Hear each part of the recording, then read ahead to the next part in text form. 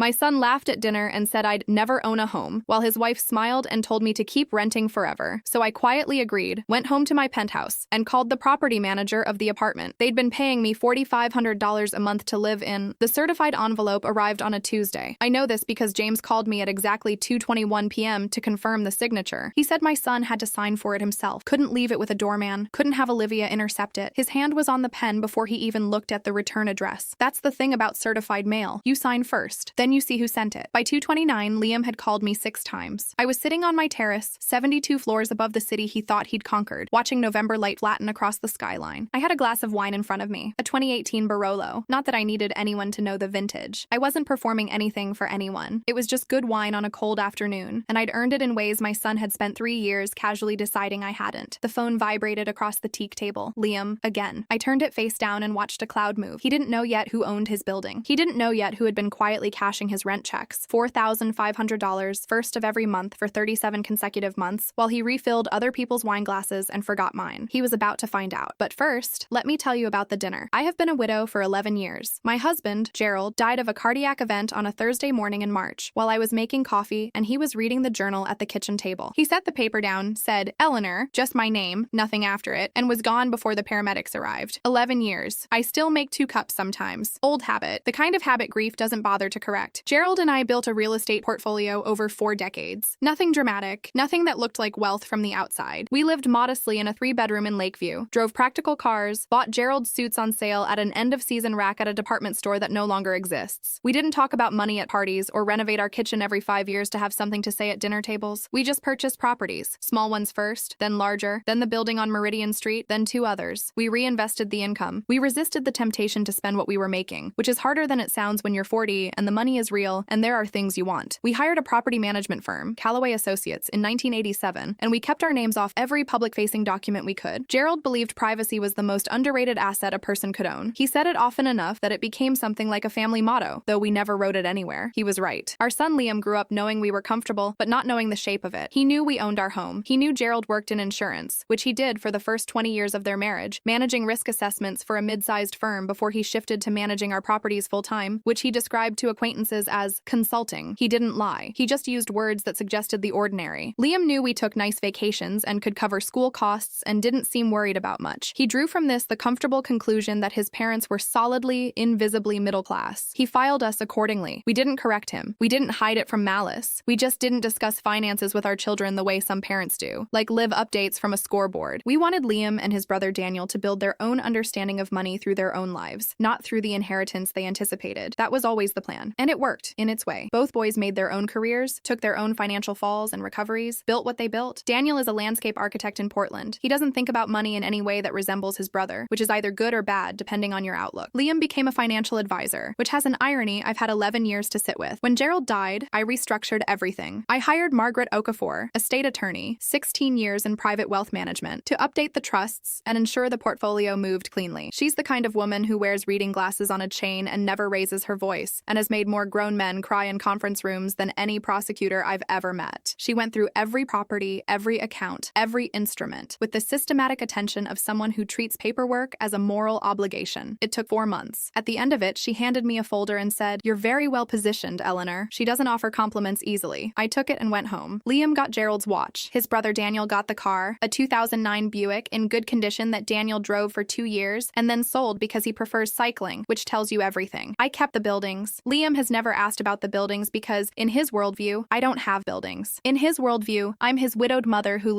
rents, he assumes, a modest apartment in a decent neighborhood, who shows up to dinners grateful for the invitation, and who ought to be quietly impressed by Italian marble and Alaskan salmon and wine that costs $90 a bottle. The kind of mother you explain things to, the kind who needs the context filled in. He has been providing me context for years, about markets, about equity, about the difference between people who build wealth and people who don't, and I have received it all with the attentive expression of someone who finds it useful. In his worldview, I am a woman waiting to need help. He has been wrong about this for 11 years, and for most of those years, I let him be wrong because it didn't cost me anything, and because Gerald was right that misconceptions which protect you are worth keeping. There is a version of this story where I correct him gently, early, and the relationship adjusts, and we arrive at some honest equilibrium. I used to think that version was available, but simple life for simple people has a way of closing doors until it stops protecting you. The dinner invitation came 3 Saturdays before the envelope envelope. Liam texted, he never calls, to say he and Olivia were having a few people over and wanted me to come. He mentioned Robert would be there, which is how I knew it wasn't purely social. Liam and my brother Robert have a complicated detente. Liam tolerates Robert because Robert is the only member of my side of the family he finds appropriately deferential. Robert comes because he loves me and worries about me and has exactly zero ability to hide either of those things. I said yes. Of course I said yes. He's my son. I took a cab to their building, the one on Meridian, 6 floors of pre-war renovation and central air conditioning and a marble lobby I selected the tile for in 2008. The doorman, Frank, nodded at me the way he nods at guests. He's worked there 4 years. He doesn't know I'm his employer's employer. That's not a failure of disclosure. That's just the architecture of how Callaway runs the building. Anonymous ownership, clean management, no landlord drama. Frank does his job. I pay, distantly, for him to do it. We both go home at the end of the night. I rode the elevator to the 6th floor. Unit 4B. My son's apartment. My apartment. I knocked. Olivia answered in a cashmere wrap dress and the specific energy of a woman who has been preparing for an audience all day. She's 34. She works in brand strategy for a consulting firm and has opinions about everything and uncertainty about nothing. She's not stupid. I want to be clear about that. Stupid would be easier to manage. Olivia is intelligent in the way that makes intelligence dangerous. She's confident, quick, and entirely certain that her version of events is the correct one. She kissed my cheek without touching it. Eleanor, you look rested. Rested. The word women use when they mean tired. Liam was at the kitchen island with Robert, already pouring. He kissed me on the forehead the way you kiss a child. I noticed the kitchen again. The professional range, the waterfall edge counters, the pendant lighting I hadn't authorized Callaway to approve when they submitted the renovation request 3 years ago. I'd approved it anyway. It was a good renovation. It made the unit more valuable. It also cost Liam $40,000 of his own money, which he informed approximately everyone within earshot over the course of the evening. $40,000, he said, running his palm across the marble. Every dollar into this kitchen is an investment. That's the thing about owning. Your money works for you. It's beautiful, I said. It really is, he said. To the kitchen, not to me. There were 6 of us at the table. Me, Robert, Liam, Olivia, and 2 couples I didn't know well. Colleagues of Olivia's with the specific social energy of people who had been briefed on what the evening was meant to accomplish. By the time the salmon arrived, Alaskan, wild-caught, $120 a pound, a fact delivered with the casualness of someone who has practiced casualness, I understood the occasion. This was not a dinner. This was a demonstration. Liam poured wine for everyone. I noticed when he skipped me. I thought it might be an accident, a reach across, a distraction. I waited. He set the bottle down and began describing the vineyard. I looked at my empty glass for a moment, then looked away. Eleanor, you look tired, Liam said, not looking at me. A little, I said. Long week. Olivia leaned in with the warmth of someone turning a spotlight on you. It must be so stressful. Renting at your age, no equity, no stability. She shuddered with precise theatrical sympathy. I'd have anxiety constantly. Renting isn't so bad, I said. I watched Liam's expression do the thing it does. A small adjustment, patient. A man setting down something breakable. Mom, be honest. You're 70. You should have something to leave your family. A pause for effect. But everyone does what they can. Robert's jaw tightened. He knows me well enough to know when I'm still. He doesn't always know what the stillness means, but he knows it means something. After the main course, Liam gave us the tour. This is how he operates. The tour is never really about the apartment. It's about the narration of the apartment, the square footage, the build year, the property value, which he estimated conservatively, he said, though his estimate was 17% below what the unit was actually worth based on comparable sales in the quarter. He showed us the guest room, the ensuite, the walk-in, the terrace, the view. This is what ownership does, he said at the window, the city spread below him. This is what building something looks like. I stood beside him and looked at the city. We were looking at the same thing from very different positions. The second half of the dinner was worse, which I should have anticipated. Wine loosens accuracy. Liam, by the 3rd glass, was no longer editing himself for the benefit of Olivia's colleagues, who had stopped being an audience and started being furniture. He said things he'd been thinking for years. I recognized them the way you recognize furniture you've owned forever. By feel, by weight, by where it sits in a room. Financial intelligence is either in you or it isn't, he said, cutting his lamb with the care of a man who wants everyone to notice how he handles a knife. Some people just aren't built for it. They're not bad people, they just think differently. Liam, Robert said. Liam raised a hand, patient, indulgent. No, Robert, someone has to say it. I love my mother, I do. And part of loving someone is being honest with them, even when it's uncomfortable. He looked at me with an expression I have thought about many times since. It was pity. Genuine, settled, comfortable pity. The kind that doesn't know it's an insult. You're never going to own a home, Mom, and that's okay. Not everyone can. Some of us were built for it. Others just weren't. Olivia nodded. Simple life for simple people. She said it softly like a comfort. Simple, like a verdict. Delivered over the lamb and the $90 wine in the apartment whose mortgage payment arrived in my account on the 1st of every month. I said nothing. I smiled. The way I've been smiling at things like this for 7 decades. The smile that takes no space, makes no claim, concedes nothing. Gerald used to say I had the most expensive smile he'd ever seen. He meant it as a compliment. After dessert, Belgian chocolate, not the rice pudding I'd brought that sat untouched on the counter all evening, Liam offered me something. If you ever ever have an emergency, we'll help. He said it like a donation. That's what successful children do. They take care of parents who couldn't take care of themselves. You're very generous, I said. Nobody caught the irony. Olivia hugged me at the door. A careful hug, the kind engineered to signal warmth without risking the dress. It's okay not to own anything, Mom, she said into my ear. Not all of us are built for it. I thanked her for a lovely evening. I walked down the hallway of my building. I nodded to Frank. I took a cab 3 blocks east to my penthouse. I should describe the penthouse since it's relevant. I've owned the building since 2013. A 12-unit residential tower in the financial district, 3 floors of commercial below, 9 of residential above. I occupy the top floor, which I renovated in 2016 with the help of an architect named Priya Sandhu, who has since won 2 regional design awards and who spent 6 months arguing with me about the kitchen layout before I agreed she was right. 3 bedrooms, a city terrace with a gas fire table, and a herb garden that does better than it has any business doing this far north. Ceilings that make the sky feel optional. Finishes that do not announce themselves. It's not modest. It's also not loud. Gerald always said, the only rooms worth building are the ones you actually live in. I poured wine on the terrace that night. Good wine. Mine. Not to impress. Not to demonstrate. Just because it was cold and the city was doing the thing it does after dark. When the lights come up and the noise goes diffuse and it feels, briefly, manageable. I thought about my son. I thought about the first time I held him, 1989, in a hospital room on the 4th floor of St. Catherine's, and how his whole face was a question. How he looked at me like I was the only fixed point in a new and terrifying universe. I thought about how long it takes for children to stop seeing their parents clearly. I thought about Gerald and what he would have said. Gerald had a talent for the precise phrase that ends a debate. Not cruelty, just clarity. He would have looked at me over his reading glasses and said something like, well, they've told you who they are, Eleanor. What are you going to do with that information? I sat with that for a while. Then I called James. James Calloway is the 3rd-generation director of Calloway Associates, which his grandfather founded in 1961 and which manages 11 of my 13 properties. He's 51, meticulous, and communicates primarily through email with the exception of calls he considers significant, a category that, in 11 years, has included roughly 4 events. One was the death of Gerald, which he called to acknowledge the morning after. The others were significant tenant disputes, 2 of which resolved through proper legal channels, and 1 of which resulted in an eviction proceeding that James managed with the thoroughness of someone who takes property law personally. He has never made a procedural error in 11 years of managing my portfolio, which is the kind of reliability that does not announce itself and is therefore often mistaken for ordinariness. 3 years and 2 months ago, Liam called me to say he and Olivia were looking for apartments in the Meridian Street neighborhood, which was up and coming according to his research, which he described to me in some detail. He mentioned appreciation projections. He mentioned walkability scores. He said they'd found a unit in a well-managed building, good bones, recent renovation, fair price for the square footage. He was excited. He didn't ask my opinion. He just reported it the way adults report life updates to parents they've categorized as spectators. I said that sounded wonderful. I said nothing else. 3 months later, I called James and asked which properties in the portfolio had vacancies. He mentioned a unit on Meridian. I asked which floor. He told me. I asked if a couple named Liam and Olivia Hargrove had applied. A pause. He confirmed the application was in review. He was confused but professional about it. James is always professional about things that confuse him, which is one of his better qualities. I told him to process the application through normal channels, approve it if the financials checked out, and not to disclose anything about ownership structure beyond what the standard lease documents required. Their financials were fine. Of course they were. My son has always been good at money, at least at the accumulating end of it. He just doesn't always know where it actually comes from. For 37 months, $4,500 appeared in my account on the first of every month from a leaseholder at Meridian Unit 4B. James sends a quarterly summary that itemizes all properties. I reviewed the 4B line the way I reviewed every other line, which is to say carefully and without drama. I never spent the income separately. It folded in with everything else, managed by Calloway. Noted in the estate documents that Margaret reviews annually with her associate, a young attorney named David Farley, who is 32 and has the perpetually alarmed expression of someone who has recently learned how much money quiet people can accumulate over decades of saying nothing. $166,500, 37 months, every first, all into my account, all while Liam was telling people about his investment. I want to be honest, I thought about telling him several times. There was a birthday dinner, his 44th, where he made a passing comment about real estate in the area, something about strong rental income potential, and I sat with the information in my mouth for a moment before swallowing it back. It wasn't the right time. Then it was never the right time. Then a dinner happened, and Olivia said simple life for simple people, and I understood that there would not be a right time. There would only be the time I chose. The morning after the dinner, I woke at 6, made coffee, and sat with the question Gerald had given me on the terrace. What are you going to do with that information? I thought about doing nothing. I want to be honest about that. Doing nothing was an option I took seriously. Liam's cruelty at the dinner had not cost me anything I couldn't absorb. I am 72 years old and I have absorbed much larger things than condescension at a dinner table. I could have let it pass. I could have kept collecting his rent until they decided to move and never said a word, and carried the private satisfaction of knowing knowing quietly, the way I carry most things. There's a kind of power in that too. In knowing something the other person doesn't. In moving through a room they believe they understand while carrying the full architecture of it in your chest. But Olivia said simple life for simple people. And something in me that I'd been very patient with for a very long time decided it was done being patient. I called Margaret first. Margaret Okafor answered on the second ring, which means she was already at her desk, which is not surprising for someone who treats punctuality as a character attribute rather than a professional courtesy. I explained what I wanted, not the full emotional context, just the mechanics. A formal identity disclosure to the tenants at Meridian Unit 4B, pursuant to Clause 14B of the lease, with documentation enclosed. Margaret knew the property. Margaret knows all the properties, because Margaret is the kind of attorney who reads source documents before she takes a call about them. She was quiet for 4 seconds. I counted. Then she said, in the voice she reserves for things she finds morally satisfying, Eleanor, I've been waiting 3 years for you to do this. I didn't ask her how she'd known. She's been managing the estate side of this long enough to have assembled the picture. She's not paid to assemble pictures, but she does it anyway, because she's Margaret, and she has opinions about how things should go. She walked me through the documentation with the brisk precision she brings to everything. The lease, signed by Liam Hargrove and Olivia Hargrove, dated September. The 37-month ledger from Callaway, itemized September, October, November, every first of every month, in sequence, without exception. The deed, clean, uncontested, recorded at the county assessor's office in 2008. The management agreement between Eleanor V. Hargrove and Callaway Associates, which is a straightforward document and contains nothing remarkable except the confirmation of what it confirms. She drafted the letter herself. She said it was the kind of letter she'd want to have written. It went out certified mail the following Tuesday. I want to be precise about this because precision matters and because several people, when they eventually heard the story, assumed it was. It was not an eviction notice. Liam and Olivia had a valid lease with 8 months remaining, and I had no intention of disrupting it. That would have been petty in a way I don't aspire to, and also legally complicated in ways Margaret would have discouraged. The letter was a notice of owner identity disclosure, pursuant to a clause in the lease allowing the property owner to introduce themselves upon request or at the owner's discretion. It included, as enclosures, a copy of the deed showing Eleanor V. Hargrove as property owner, a summary of the management agreement between Eleanor V. Hargrove and Callaway Associates, a 37-month payment ledger, itemized by date, amount, and receiving account, with a note from Margaret's office indicating that this information was being shared for transparency purposes and in accordance with Clause 14B of the lease agreement. The cover letter was 4 sentences. Dear Mr. and Mrs. Hargrove, I am writing to formally introduce myself as the owner of 1140 Meridian Street, Unit 4B. You have been my tenant since September of the prior year, and I thank you for your timely payments throughout that period. Should you have questions about the lease or tenancy, please contact Callaway Associates. Warmly, Eleanor V. Hargrove. Warmly. Margaret had suggested regards. I changed it to warmly. She laughed. That's one of the few times I've heard Margaret Okafor laugh. James confirmed the signature at 2:21 p.m. 6 calls from Liam by 2:29. 2 from Olivia. A text that came in somewhere in the middle. Thanks for coming last night. I hope you reflected on what we talked about. It's for your own good. He'd sent it that morning. Still warm from the dinner. Still certain of his position. I imagine him at his kitchen island, my kitchen island, composing that text with the comfortable authority of a man who believes he has said something clarifying. I set my phone face down on the terrace table. I finished my wine. The phone lit up again. Liam. The screen showed his contact photo. A picture I'd taken of him 3 years ago at Thanksgiving, laughing at something Robert said, his head thrown back, his whole face open in the way it used to be before he learned that open faces were a vulnerability. I answered on the 7th call. Mom. His voice was not what I expected. I'd expected anger, the tight, efficient kind he reaches for when he's been caught at something. Instead, he sounded younger, like the question-faced infant in the St. Catherine's hospital room, like something had shifted underneath him, and he was still trying to locate the ground. Hello, Liam.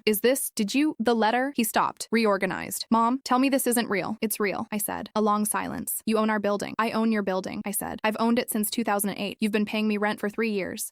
Another pause. We didn't know. No, I said. You didn't. I could hear Olivia in the background, her voice at a pitch I hadn't heard before. Not sharp, not performative, just genuinely undone. I had a moment of something that wasn't quite sympathy but was adjacent to it. I'm a mother. I'm not made of marble, regardless of what anyone's kitchen counter suggests, but I thought about simple life for simple people, and the moment passed. Mom, his voice had found something, some steadier register. Why didn't you should have told us. Should I have? I said. Not a question. He heard it that way. You sat there at dinner and listened to us talk about. You let us say all that, and you knew. I did, I said.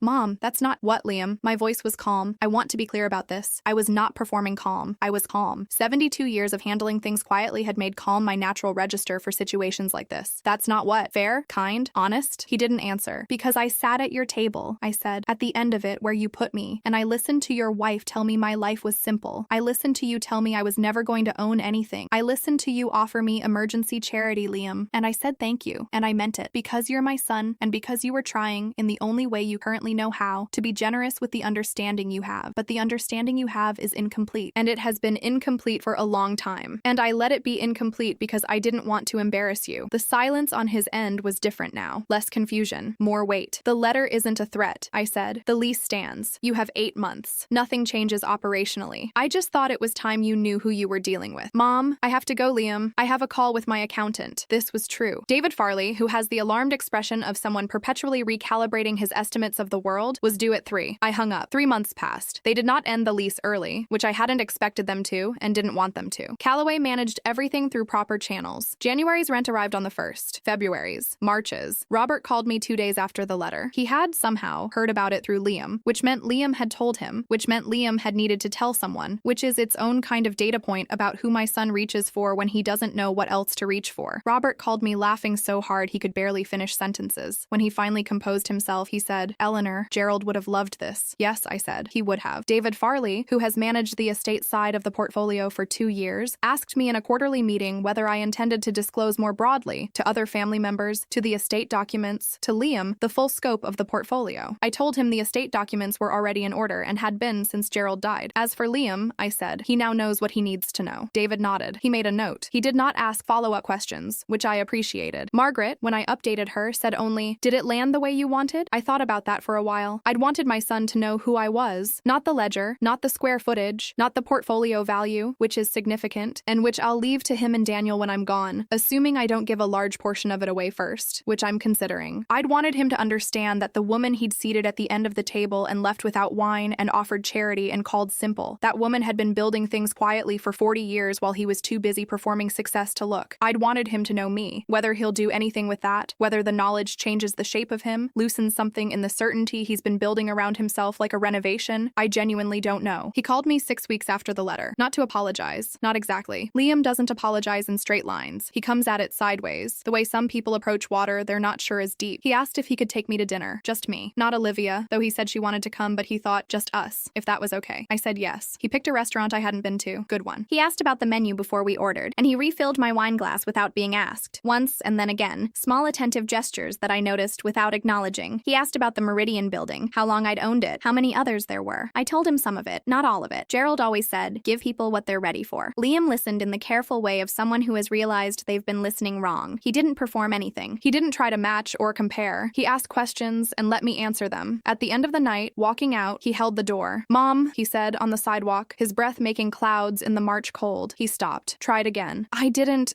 know you were. I know you didn't," I said. It's not an excuse. No, I agreed. It's not. He nodded. We stood there a moment, the city doing its usual indifferent business around us. Gerald was the same way, I said finally. Nobody saw him coming either. He used to say that was the point. Liam's face did something complicated. The question face. The St. Catherine's face. "You're not going to make this easy, are you?" he said. "No," I said, "but I'm your mother, and you're my son, and we've got time." He put his arm around me then, briefly, imperfectly, the way people hold things they've almost lost. We walked to his car. Above us, somewhere in the dark, 12 floors of a building I owned moved through the night. Rents paid, leases honored, Callaway's quarterly reports ticking along in the background, anonymous and precise. Simple life for simple people. Olivia had meant it as a verdict. I carried it home like a compliment.